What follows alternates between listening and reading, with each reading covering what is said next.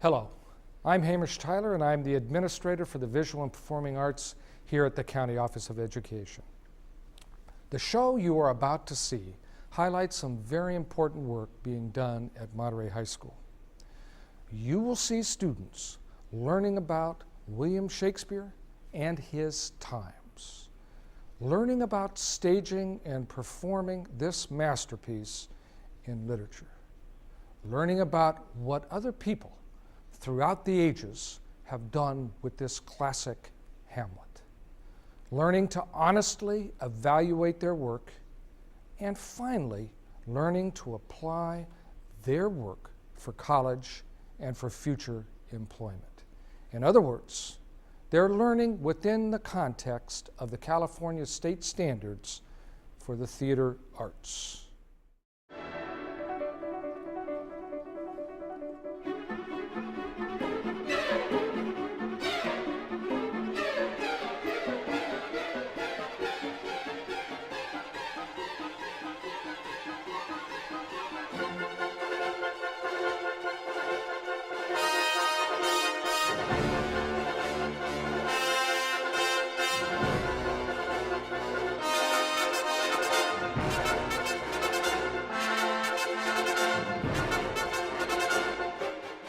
One of the main goals is to get everybody to have the experience of putting on a play, a production, from the words written on the paper to the final applause and the final performance, to go through the whole experience, which is memorizing the parts, analyzing the characters, doing the interconnectedness and all the stuff, and the shape of the scenes, and then doing the set, and doing the lights, and doing the sound effects, and doing the props, and doing the costumes, and working together, and having a place backstage where you can work together, feeling that they mutually support each other, learning how to analyze a script, learning how to analyze a character.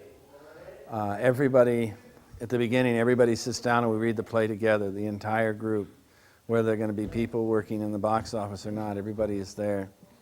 We read and analyze the play, and so I guess that's the main goal, is to give everybody a kind of a total experience of a dramatic production. And through that they learn whatever particular job it is they're doing, if it's running the light board, or if it's building costumes, or building sets, or analyzing characters. They learn about how to do that, and the next time they do it a little better, and eventually they're wanting to, some of them, to direct their own plays and act in their own plays and go off to colleges and take classes and one thing and another. But that's the main goal, I guess. And then another goal is to make sure that the production is quality, what I think of as quality. No sloppiness with the lines. No sloppiness in the entrances and exits. Everybody showing up on time for the call when they're supposed to be here. Everybody treating everybody else fairly. Nobody bad-mouthing anybody. All those kinds of things. The normal things that you have to do to live in any kind of community. Mutual respect and all the rest of it. We're going to put on another show tonight. And I'm hoping that you guys get another audience. Did you notice last night? Yeah, you also got a standing ovation. What happens is, it's not that they don't want to stand up. They're caught between the embarrassment of standing up, which kind of exposes them a little bit, and the desire to applaud a really fine performance. But you guys are getting it. That was a worthy performance last night. And everybody did well. Everybody tried hard. I don't know what to tell you, except that every single night it's a new challenge. It's the joy of theater. It happens in the moment. It's here and it's gone. You get ready, you get yourself, focused. Imagine the doorway that you're going to walk through. Close your eyes, take a few seconds to just kind of shed some of the concerns that are behind you backstage and whatever. And think of the character, and then boom, you're there. And you're doing it, and it's a lot of fun. And last night I had the sense that more of you were having more fun. And that's kind of what I want to see. I don't mean hysterical laughter. I don't mean rolling around on the floor. I mean you're having more fun developing your characters. The characters are getting more depth. They're getting easier on the stage. The madness is a little more mad. The anger is a little more cutting and sharp. The sorrow and the guilt and all of that. So it's here now. So grab it, take advantage of it, love it. Once in a lifetime opportunity for most of you. Probably for me too. So I'm enjoying it. You enjoy it, have fun. Well, guys, let's do it. Okay? My name's Will Becker. I'm a senior here at Monterey High, and my character is Claudius, the new king of Denmark, who poisoned his brother, married his sister-in-law, and is getting the evil eye from his nephew.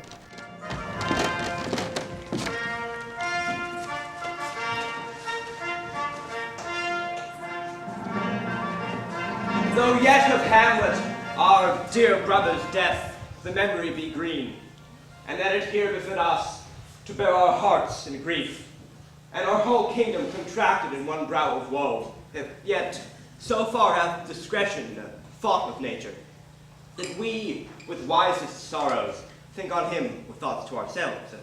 Therefore, our sometime sister, now our queen, the imperial jointress to this warlike state, have we, as for with a defeated joy, with an auspicious and a dropping eye, with mirth in funeral and with dirge in marriage, with equal scale, weighing delight and dole, taken to wife. Nor have we herein barred your better wisdom, which have gone freely with this affair along. To all our thanks, now follows that you know.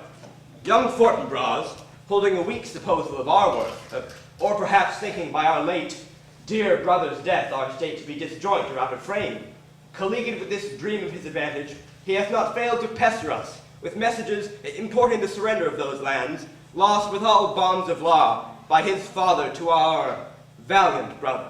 So much for him. Claudius is like not the strongest person.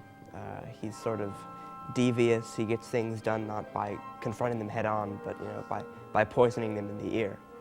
And I guess that's sort of similar in some ways to how I am.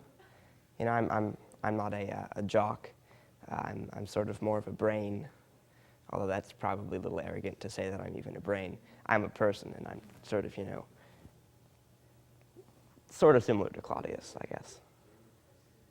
Now for ourselves and for this time of meeting, thus much the business is. We have here writ to Norway, uncle of young Fortinbras, who, impotent and bedridden, scarcely hears of this his nephew's purpose, to suppress his further gait herein, in that the levies, the lists, and the full proportions are made out of his subjects. And we have here sent you, good Cornelius, and you, Voltimand, as bearers of this greeting to old Norway, giving to you no further personal power to do business with the king than these delated articles allow. Farewell, and let your haste commend your duty. In that and all things we shall show our duty. When we doubted nothing, heartily farewell. Well, he usually likes to use other people to do things. He sends Hamlet out with a note attached to him and says, hey, you the king in England, cut Hamlet's head off for me. He sends Rosencrantz and Guildenstern to do just about everything in the play, find Polonius's body, get from Hamlet why he's crazy, and just stuff like that. He sends Polonius off to spy on Hamlet in his mother's closet. He's a hands-off delegator type kind of person, instead of a sort of in-the-field, the way almost we think a leader should be. My name is Nicholas Sabo. I go to Monterey High. I'm a junior, and I'm playing Hamlet. Hamlet is the prince of Denmark, and his father, Hamlet Sr., was killed. At the beginning of the story, Hamlet is very melancholy at his father's death. He doesn't yet know that Claudius was the one who murdered him. He doesn't like Claudius, however, because of how quick his mother remarried with Claudius. Well, I can kind of imagine that maybe he had a little thing for Gertrude when they were growing up. but because he was the second brother of the king, the second son of the king, you know, his big brother got all the attention. He got Dad's name, Dad's crown, Dad's throne, and Claudius gets sort of angry and jealous, and then finally he snaps and he kills his brother. Take thy fair hour, Laertes. Time be thine, and thy graces spend them at thy will. But now my cousin Hamlet and my son. A little more than kin, and less than kind.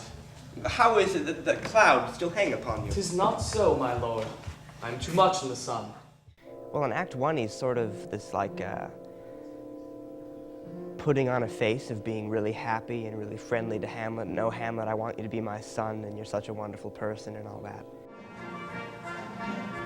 This too solid flesh would melt, thaw, resolve itself to dew. But that the everlasting had not fixed it, his canon gainst self-slaughter. Oh, God. God! How weary, stale, flat, unprofitable seem to me all the uses of this world. Fie on it! Fie! It's an unweeded garden that grows to seed. Things rank and gross in nature possess it merely. Now it should come to this. But 2 months dead. Nay, not so much, not 2. So excellent a king that was to this Hyperion to a satyr. So loving to my mother that he might not beteem the winds of heaven visit her face too roughly. Heaven and earth! Must I remember? Why, she would hang on him as if increase of appetite had grown by what it fed on. Yet within a month. Nay, let me not think on it. Frailty, thy name is woman. A little month, ere those shoes were old with which she did follow my poor father's body. Like Niobe, all tears, why she, even she, oh God, a beast that once discourse of reason would have mourned longer. She married with mine uncle, my father's brother, but no more like my father than I to Hercules. A little month, ere the salt of most unrighteous tears had left the flushing of her galled eyes, she married, o most wicked speed, to post with such dexterity to incestuous sheets. It is not, nor it cannot come to good.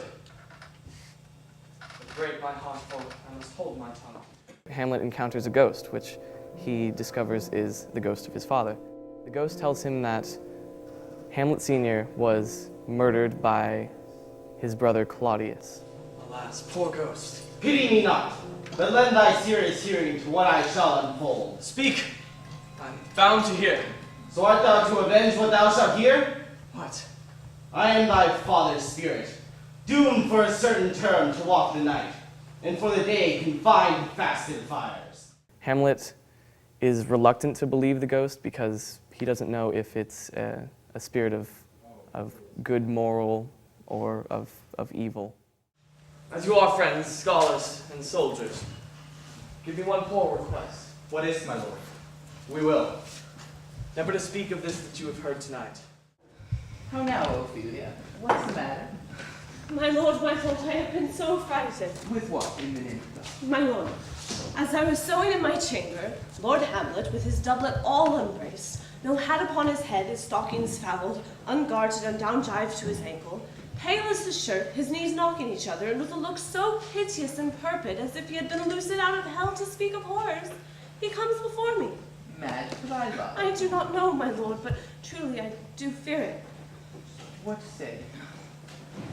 He took me by the wrist and held me hard. Then goes he to the length of all his arm, and with his other handless o'er his brow, he falls to such perusal of my face as he would draw it. Long stayed he so. At last, a little shaking of mine arm, and thrice his head was waving up and down, he raised a sigh so piteous and profound as it did seem to shatter all his bulk and end his being. That done, he lets me go, and with his head over his shoulder turned, he seemed to find his way without his eyes, where out the doors he went without their helps, and to the last spended their life with me. My name is Ariel Dooner. I'm a junior at Monterey High, and I'm playing Ophelia. Ophelia she's a really tragic character as far as I'm concerned. She's the daughter of Polonius and the assumed lover of Hamlet. It never really becomes apparent until maybe the crazy scene where she does reveal a little bit about that. I feel she softens the play a little. She adds an emotion that isn't present among the guys. I mean, there's the queen and she has her handful of issues, but Ophelia's just trying to do her best. She's just trying to get by. She's trying to please as many people as she can and do what she feels she should. And she comes up short a lot of the time. She's a pleaser, and pleasers don't always end up in the best positions all the time. I have a daughter, Hamlet she is mine, who in her duty and obedience mark hath given me this. Now gather and surmise. To the celestial and my soul's idol, the most beautified Ophelia. That's an ill phrase, a vile phrase. Beautified is a vile phrase. But usually. Thus, in her excellent white bosom, these etc. Came this from Hamlet to her? Good madam, stay a while. I will be faithful. Doubt thou the stars are fire. Doubt that the sun doth move. Doubt truth to be a liar, but never doubt I love. O dear Ophelia, I am ill at these numbers. I have not art to reckon my groans, but that I love thee best, O most best, believe it. Adieu. Thine evermore, most dear lady, whilst this machine is to him a Hamlet. This in obedience hath my daughter shown. But how hath she received his love? What do you think of? As is a man, fair and honorable. I would fain prove so, but what might you think? Now, I went round to work, and my young mistress thus I did to speak. Lord Hamlet is a prince, out of thy star, this must not be. And then I prescripts gave her that she should lock herself from his resort, admit no messengers, and receive no tokens. Which done, she took the fruits of my advice, and he, repelled, a short tale to make, fell into a sadness, then into a fast, thence to a watch, then into a weakness, thence to a lightness, and by this declension into the madness wherein now he raves, and all we mourn. Do you think it so? It may be, very like. Hath there ever been such a time? I would fain know that, when I have positively said 'tis so and it proved otherwise. Well, not that I can think of. Take this from this, if this be otherwise. If circumstances lead me, I will find where truth is hid, though it were hid indeed within the set. How may we try it further? You know, sometimes he walks 4 hours together here in the lobby. So he does indeed. At such time, I'll loose my daughter out here. Be you and I behind an arras then, mark the encounter. If he love her not, and be not from his reason fallen thereon, let me be no assistant for escape, but keep a farm and carters. But we shall try it. I'm Jonathan Gibbons. I'm a senior this year, and I'm playing Polonius. He's basically this old windbag who always says more than he actually knows and just goes on and on expounding on things he's said and just says way too much and is kind of ridiculous in that.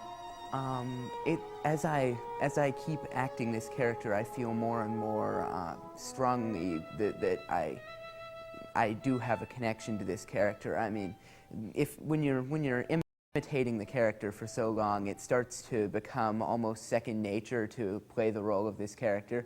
And whether or not, that's good, me going off on tangents and talking about various different things, I don't know. How now, Ophelia? You need not tell us what Lord Hamlet said. We heard it all. He's a father. He cares about his children, and he's constantly trying to be overprotective and interact with them, keep them from harm, keep them from danger.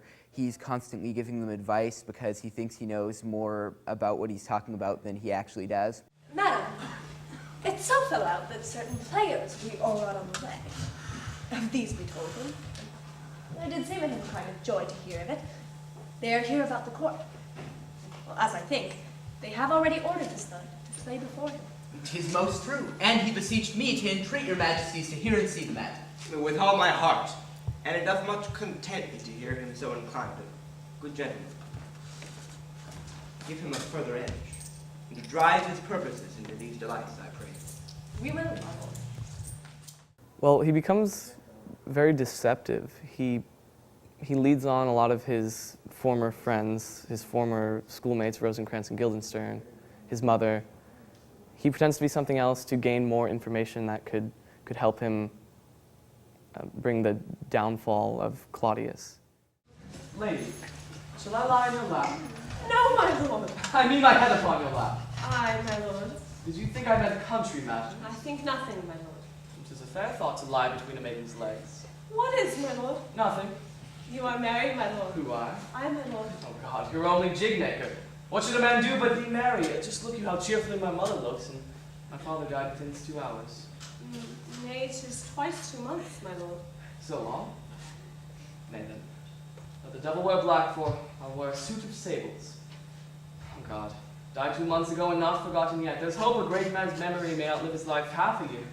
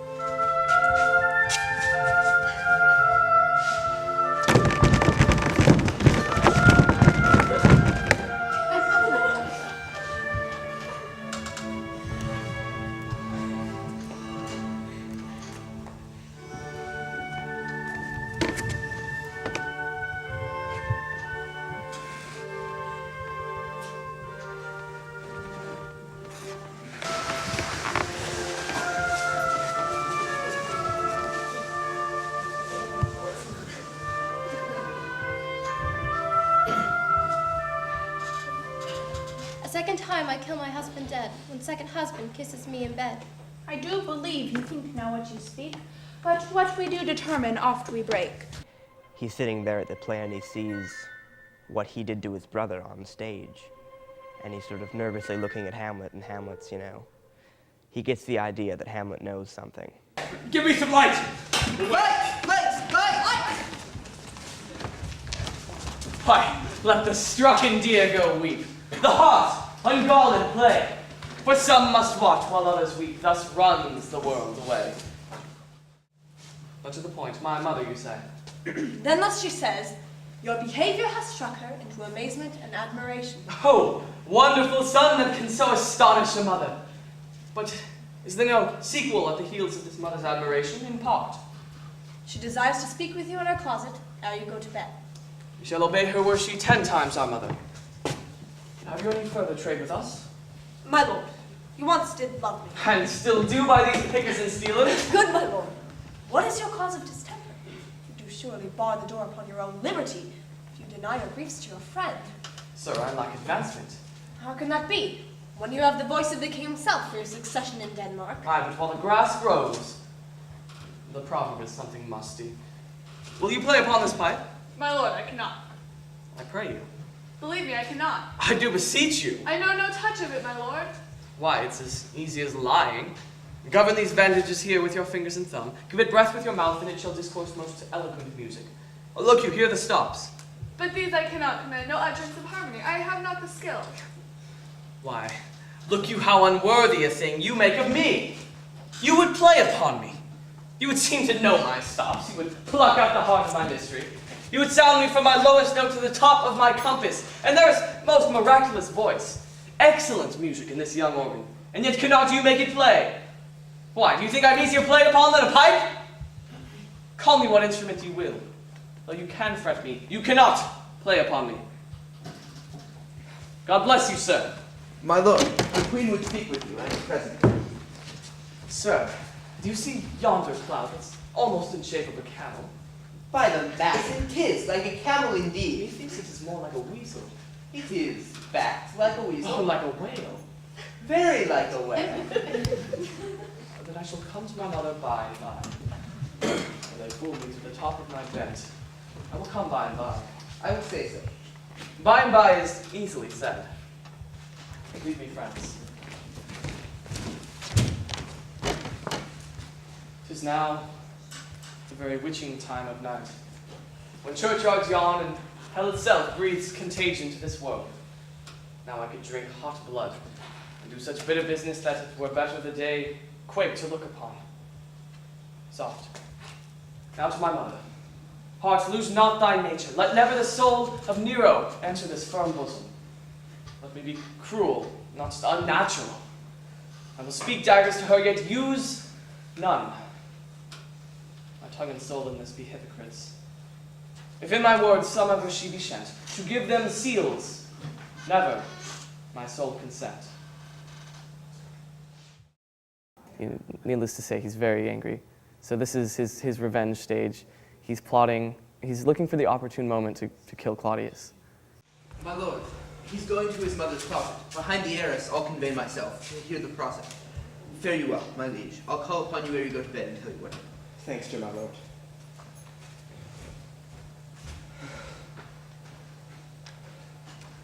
Oh, my offense is rank. It stinks to heaven. It hath the primal elder curse upon a brother's murder.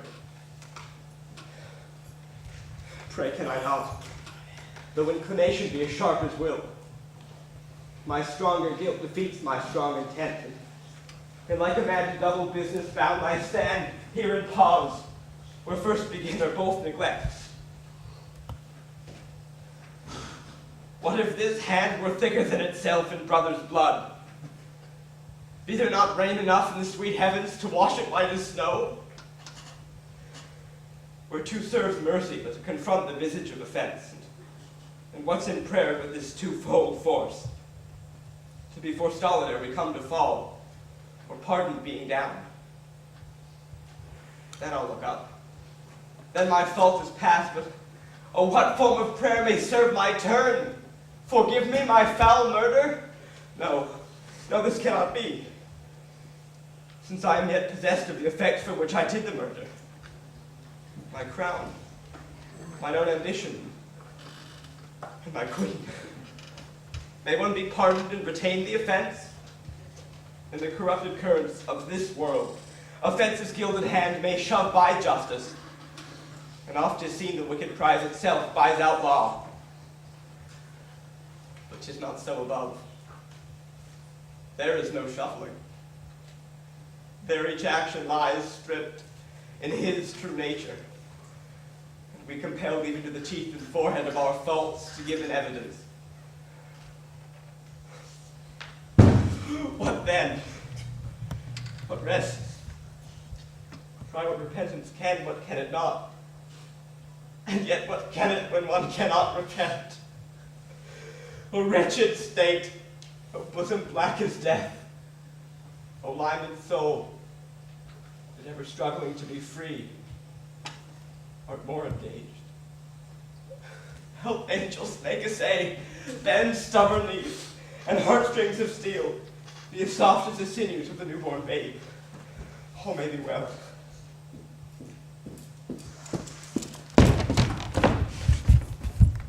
Now I may do it pat. Now he's a-praying. Now I'll do it. And so he goes to heaven. And so am I revenged, that would be scant.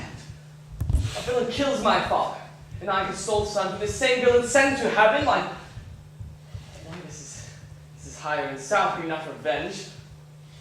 He took my father grossly full of bread, with all his crimes broad blown as flush as May. And how his eye stands, who knows safe heaven?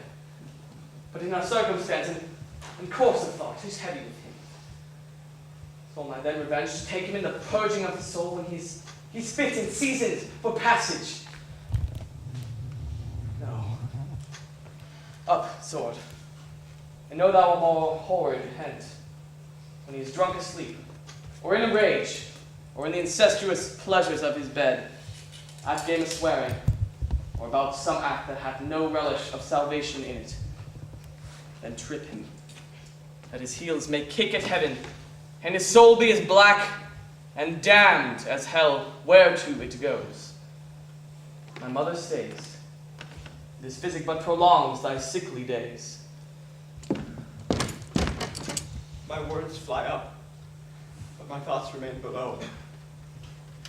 Words without thoughts never to heaven go.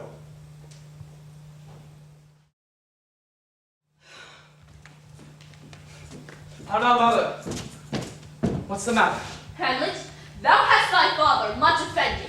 Mother, you have my father much offended. Come, come, you answer with an idle tongue. Go, go, you question with a wicked tongue. Why, how now, Hamlet? What's the matter now? Have you forgotten me? No, by the rood, not so. You are the queen, your husband's brother's wife, and when it were not so, you are my mother. Nay, then I'll send those to you that can speak. Come, sit you down. You shall not move until I set you up a glass where you may see the inmost part of you. What wilt thou do?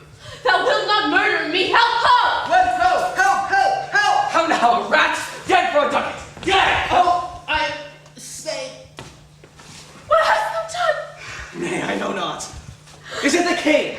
What a rash and bloody deed is this? A bloody deed. Almost as bad, mother, as kill a king and marry with his brother. As kill a king? Aye, was my word. Thou wretched, rash, intruding fool, no more! I took thee for thy better. Take thy fortune. Thou find'st to be too busy is some danger. The wringing of your hands. Peace. Sit you down and let me wring your heart. For so I shall if it be made of penetrable stuff, if damned custom have not brazed it so, to make it proof and bulwark against sense. What have I done, that thou darest wag thy tongue in noise so rude against me? Such an act, mother, that blurs the grace and touch of modesty, calls virtue a hypocrite, takes the rose off the fair forehead of an innocent love and sets a blister there, makes marriage vows as false as dicer's oaths. What act that roars so loud and thunders in the index? Look here upon this picture, and on this, the counterfeit presents with the two brothers. Look what a grace was seated on his brow. Hyperion's curls the front of Jove himself. An eye like Mars to threaten and command. A station like the herald Mercury, new lighted on a heaven-kissing hill. A combination and form indeed where every god did seem to set his seal to give the world assurance of a man. This was your husband. But you now it follows. Here is your husband, like a mildewed ear, blasting his wholesome brother. Have you eyes? Would you from this mountaintop leave to feed and baten on this moor? Have you eyes? You cannot call it love. For at your age, the hate in the blood is tame. It's humble, and it waits upon judgment. And what judgment would step from this to this? Hamlet, speak to me no more. Thou turnest my eyes into my very soul, and there I see such black and grained spots as will never leave their tint. Nay, but to live in the rank sweat of an enseamed bed, stewed in corruption, honeying and making love over the nasty sty. Speak to me no more. These words like daggers enter into my ears. No more, sweet Hamlet. A murderer and a villain, a slave that is not worth 20th part the tithe of your precedent lord, a cut purse of the empire and the rule, that from a shelf the precious diadem stole and put in his own pocket. No more! A king of shreds and patches. Send me and hover over me with your wings, you heavenly gods. What would your gracious figure? Alas, he's mad. Do not come your tardy son to chide. Lapse in time and passion, let's go by. The important acting of your dread command, oh say! Do not forget, this visitation is but to whet thy almost blunted purpose. But look, amazement on thy mother sits. Speak to her, Hamlet. Oh, it's with you, lady. Alas, I'll sit with you, that you do bend your eye on vacancy, and with the incorporeal air do hold discourse. Forth at your eyes your spirits wildly peep, and like sleeping soldiers in the alarm, your bedded hair like life and excrement stand up and start an end. O gentle sun, upon the heat and flame of thy distemper, sprinkle cool patience. Whereon do you look? On him! On him! Look you how pale he glares! Do you see nothing there? Nothing at all, yet all that is I see. Nor did you nothing hear? Nothing but ourselves. Oh, why, look you. Look how he steals away. My father in his habit as he lived, Look where he goes, even now, out of the portal. This is the very coinage of your brain. This bodiless creation, ecstasy, is very cunning in. Ecstasy. My pulses, yours, doth temperately keep time. It makes this helpful music. It is not madness that I have uttered. Confess yourself to heaven. Repent what's past. Avoid what is to come. And do not spread compost on the weeds to make them ranker. Oh, Hamlet, thou hast cleft my heart in twain. Throw away the worser part of it, and live the purer with the other half. Mother, good night. And when thou desirest to be blessed, I'll blessing beg of you. For the same, Lord, I do repent. But heaven hath pleased it so, that I be punished with this, and this with me, that I may scourge and minister. I will bestow him, and will answer well the death I gave him. Mother, good night indeed. I must be cruel only to be kind, and thus bad begins, and worse remains behind. One more word, dear lady. What should I do? Not this. By no means that I bid you do. Let the bloat king tempt you to bed again. Pinch wanton on your cheek, call you his mouse, or for a pair of breechy kisses, or paddling on your neck with his damned fingers. Make you ravel out this matter that I essentially am not in madness, but mad and proud. Be thou sure, if words be made of breath, and breath of life, I have no life to breathe what thou hast said to me. I must to England, do you know it? Alas, I forgot. So concluded on. There's letter sealed, and my schoolfellows, whom I trust as I will adders fangs, bear the mandate. They must sweep my way and marshal me to knavery, and let it work.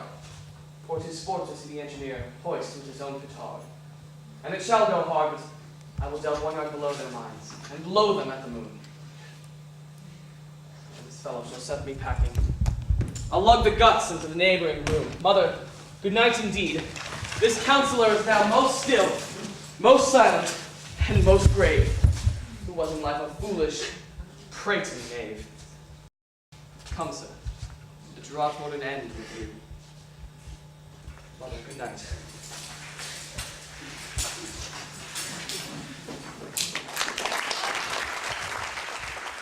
He's let a lot of his morals go and his standards go. He loses a lot of his inhibitions and acts harshly, but in a way that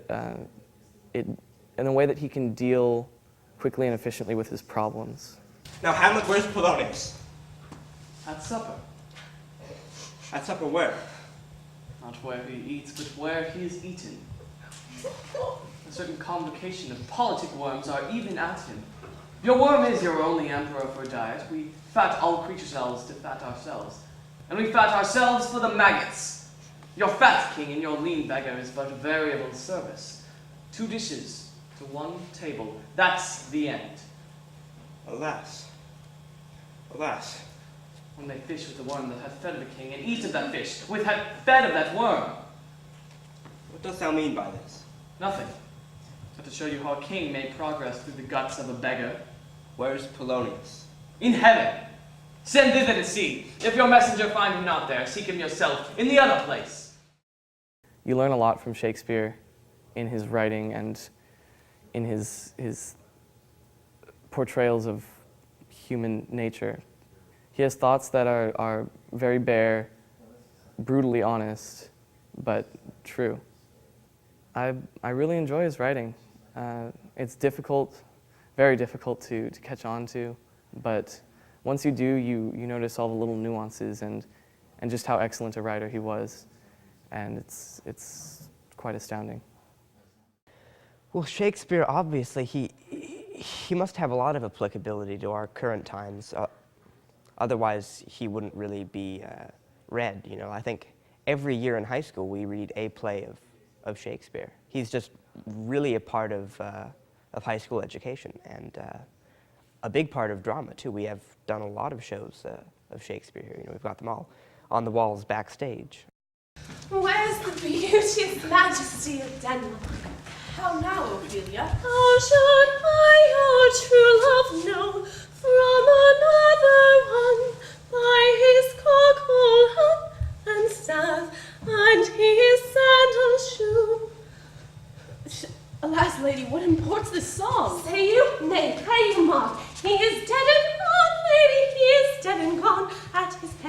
green turf, and his heels a stone. Oh, Nay, but Ophelia. white-haired child has the mountain snow. Alas, my lord, look here. Watered with sweet flowers, which be wept to the grave did not go, with true love shall first. How do you, pretty lady? Well, God heal you. They say the owl was a baker's daughter. Lord, we know what we are, but not what we may be. God be at your table. So here she is, this guy who she likes obviously is not happy with her, and now he thinks that she's conspiring against him because she's in cahoots with the king. And then Hamlet accidentally kills her father. So that's a lot of strain, there's a lot of stress going on in Ophelia's life. And in the end, it breaks her, and she goes insane. Gertrude, when sorrows come, they come not single spies, but in battalions. First your father slain, and next your son gone, and he, the violent author of his own just removed.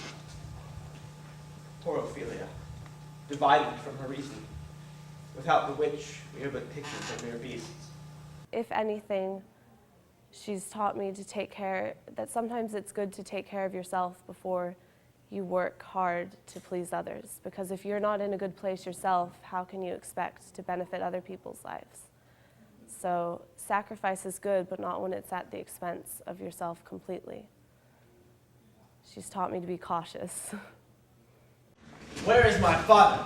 Dead. But not by Let him. him demand his fill. To hell, allegiance, bows to the blackest devil, conscience and grace the profoundest pit. Let come what comes, only I'll be revenged most thoroughly for my father. Who shall stay you? My will, not all the world, and for my means a husband them so willow will far with little. Good Larry, if you wish to know the certainty of your father, is it writ that swoop stake you will drop both friend and foe, winner and loser? None but his enemies. In Act 4, we see just a really, really hectic Claudius. You know, the scenes are like 2 pages long and lots of blackouts and whatnot, and that's sort of maybe getting into Claudius's mind a bit of, oh, what am I going to do? What am I going to do? And then Ophelia dies and Polonius dies, and that's like innocent bystanders that he didn't want killed that are killed now because of his initial action of killing his brother. So now he's feeling really, like, regretful. Laertes, you must allow me commend with your grief, else you deny me right. Go but apart. Make choice of whom your wisest friends you will, and they shall judge twixt you and me.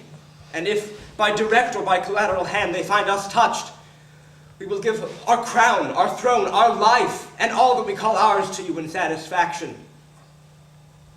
But if it be not so, be content to lend you our patience, and we shall jointly labor with your soul to give it due content. Let this be so. As means of death, as obscure funeral, no trophy, sword, no attachment over his bones, no noble right, no formal ostentation cry to be heard. As twere from heaven to earth, as I must call it into question. So you shall. And where the offense lays, let the great axe fall. Come with me, I pray you. The entire play is really a conflict between people being controlled by their emotions and people being controlled by their reason. And when we see people controlled by their emotions, we see Claudius killing his brother out of jealousy or lust. We see Hamlet stabbing Polonius and not feeling any real remorse for it. We see Hamlet sending Rosencrantz and Guildenstern, his friends, off to die in England because he's angry at Claudius. And so that might be the message of the play is, you know, hey, you need to stop and think what you're doing and not let your emotions control you quite as much. Hamlet comes back. What would you undertake to prove yourself indeed your father's son? More than in words. To cut his throat in the church. Indeed. No place should murder sanctuarize. Revenge should have no doubts. But good lady, will you do this? Keep it close within your chamber. Hamlet returned shall know you are come. We'll put on those shall praise your excellence, and set a double varnish on the fame the Frenchman gave you. bring you and find together and place wagers on your heads. He being remiss, most generous and free from all contriving, will not peruse the foils, so that with ease, or with a little shuffling, you may choose a sword unbaited, and in a passive practice requite him for your father. I will do it. And for that purpose, I'll anoint my sword. I bought an unction on the mounting, so more of that. But dip a knife in it, no cataplasm so rare, collected from all the symbols that have virtue in the moon, can save that thing from death that is but scratched withal. This project should have a back or a second, as let me see. I have. When in motion he is hot and dry, and make your bouts more violent to that end, and that he calls for drink. I'll have prepared for him a chalice from the knights, whereon but sipping it, should he by chance escape your venom stuck, our purpose may hold fair. Well, I think all the betrayal that goes on, that's aimed against Hamlet, I could definitely relate to that. No one likes being betrayed.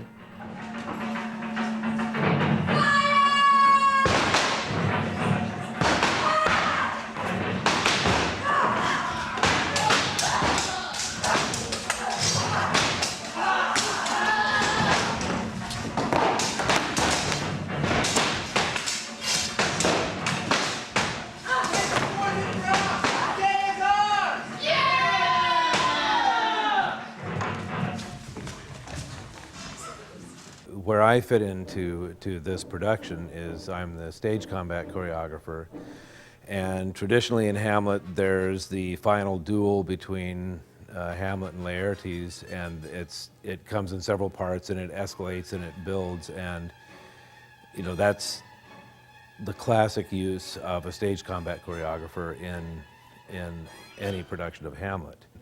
With the battle scene, the way that you construct that, a battle is generally you work with people individually. So you work with all the elements, generally partners, individually. So when you get all these elements, then you have to kind of be a traffic cop and figure out how to get them all coordinated and on and off stage. And so there's essentially two parts to putting together a battle scene. You work on the individual partners' elements, and once that gets fairly established, then you plug it into the overall whole, which is, again, the battle scene that you see, and all the elements and swords flying around and whatever, and people running around. So that's how we coordinate that. Brian's playing Laertes, the fellow who I have a sword fight with. We just practice and practice whenever we have spare time. Sometimes even while the show is going on, scenes in advance we practice, so that helps a lot. Now there's also specific safety things that everybody knows about that have to do with how you treat your partner, and we call them partners. They're not your opponent. It's the actors work with their partner, not with their enemy or whatever. The characters have an enemy, but the actor has a partner, and that means that you take care of your partner. Obviously, if you're swinging, metal objects around and stuff like that, you need to be very careful. This presence knows and thou must needs have heard that I'm punished with sore distraction. What I've done, which might your honor, nature, and exception roughly awaken, I here proclaim was madness. Was Hamlet wrong, Laertes? Never Hamlet. For if Hamlet from himself be taken away, and when he is not himself does wrong Laertes, Hamlet does it not. Hamlet denies it. Who does it then? Is madness. If be so, then Hamlet is of the faction that is wrong. His madness is poor Hamlet's enemy. Unsatisfied in nature, whose motive in this case should stir me most to my revenge. I do receive your love like offered love and will not harm it. I embrace it freely. And will this brother's wager frankly pay? Come, the foils. Come one for me. I'll be your foil, Laertes. For in mine ignorance, your skill shall like a star in the darkest night stick fiery off indeed. You mock me, sir. No, by this hand. Cousin Hamlet, you know the wager. Very well. Your grace has laid the odds on the weaker side. I do not fear it. I have seen you both, but since he is better, we have therefore odds. This is too heavy, let me see another. This likes me well. These foils all have a length. Hi, my good lord. Set me the scoops of wine upon that table. Should Hamlet give the first or second hit, or quit and answer the third exchange, let the battlements or ordnance fire. and the king shall drink to your better breath. And in the cup an union shall he throw, richer than that which 4 successive kings of Denmark wore in their crown. Yep, by better breath. Come, begin, and you the judge, bear a wary eye. Come on, sir. Come on, my lord.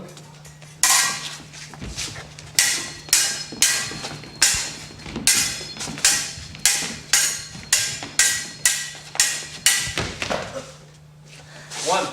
No! Judgment. A hit, a very palatable hit.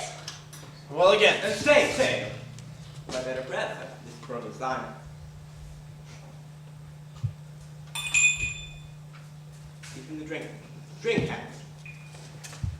I'll play this bout first. Set it by a while.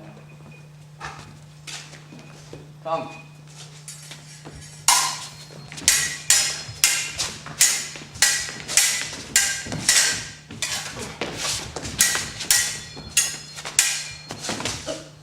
Another hit. What say you? A touch, I do confess it. Our son shall win. He's fat and of breath. Come, Hamlet, take my napkin, rub thy brow. The queen carouses to thy fortune. Gertrude, do not drink. I will, my lord. I pray you pardon me. It is too late. It is the poisoned cup. I dare not drink yet, madam. Bye-bye. Come, let me wipe my face. I will hit him now, my lord. I doubt it. And yet it is almost against my conscience. Come for the third, Laertes. You do but dally. I pray you pass with your best violence. I'm afeard you make a wanton of me. Say you so? Come on, then.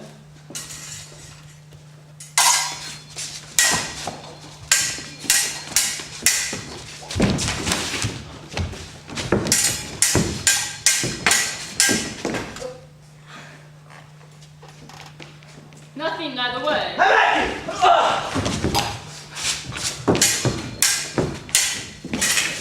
Our intent. May I come again?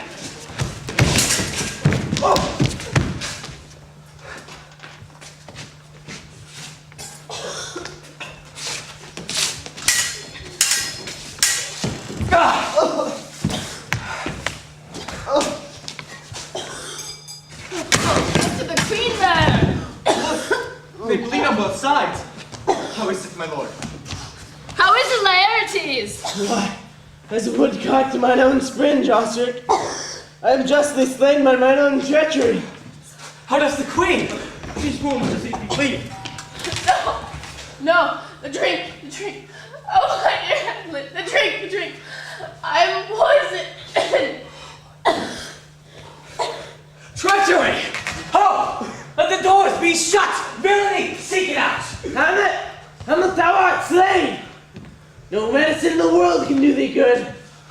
A treacherous instrument is in thy hand. Unfated and unvenomed, the foul pact that hath turned itself on me, lo, here I lie, never to rise again. I can no more! The king is to blame! The pointed venom too. Then venom till I work! Treason! Friends, get to me! I am wounded! How incestuous! Murderous! Damn Dane! Drink up this potion! Is thy union here? Follow my mother!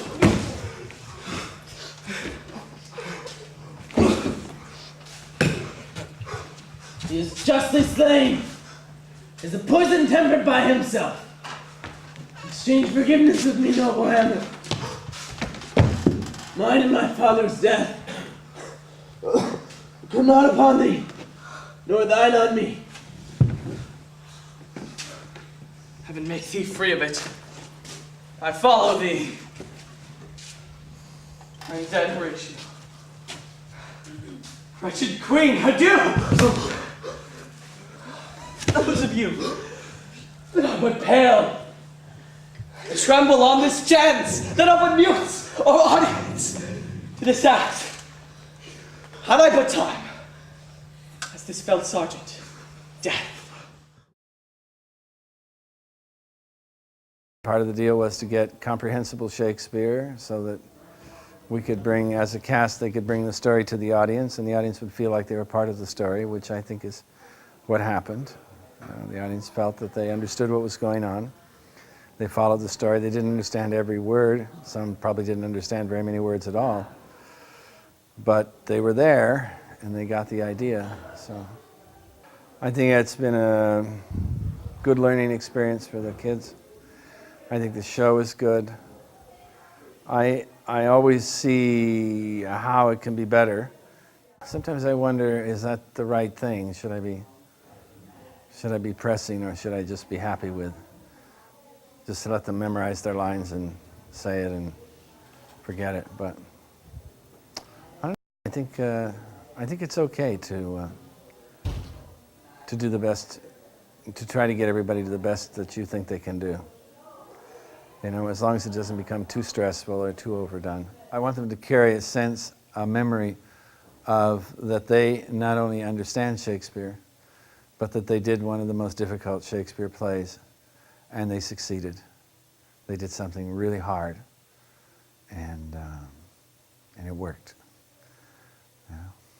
And that's enough to put in your pocket on a cold night, keep you warm a little bit, that you did something like this. Whatever I say will sound like every other director, drama person, promotion person who's ever spoken in favor of some production. Come and see it. And I think you'll see, you'll see a good production of Hamlet.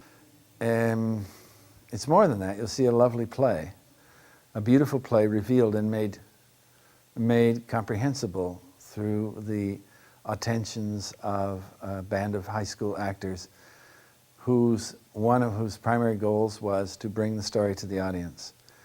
And so the play is not obscure and difficult. It's quite clear and open. Come and see it. We're happy to see you here.